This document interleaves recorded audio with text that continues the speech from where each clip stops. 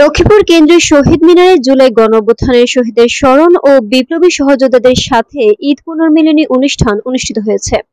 মঙ্গলবার বিকেলে the red July Lakshmipur শাখার আয়োজনে এই অনুষ্ঠান সম্পন্ন করা হয়। দ্য রেড জুলাই লক্ষ্মীপুর সদস্য সচিব মোবারক হোসেনের সঞ্চালনায় এতে প্রধান অতিথি হিসেবে উপস্থিত ছিলেন জাতীয় নাগরিক পার্টির দক্ষিণাঞ্চলের সংগঠক মোহাম্মদ রাকিব। প্রধান বক্তা হিসেবে বক্তব্য রাখেন বৈষম্য বিরোধী ছাত্র আন্দোলনের বেসরকারি বিশ্ববিদ্যালয় শাখার আহ্বায়ক মঞ্জুর রহমান।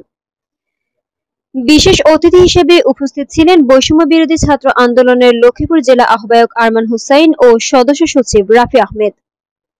অনুষ্ঠানে জুলাই গণঅভ্যুত্থানের আহত ও শহীদ পরিবারের সদস্যরা অংশগ্রহণ করেন। অনুষ্ঠানে বক্তারা জুলাই গণঅভ্যুত্থানের চেতনাকে ধারণ করে সকল প্রকার অন্যায় ও শোষণের বিরুদ্ধে রুখে দাঁড়াতে জনগণের প্রতি আহ্বান জানান। একই সাথে শহীদদের আত্মত্যাগকে স্মরণ করে সংগ্রামী ঐক্য গড়ে তোলার অঙ্গীকার ব্যক্ত করা হয়।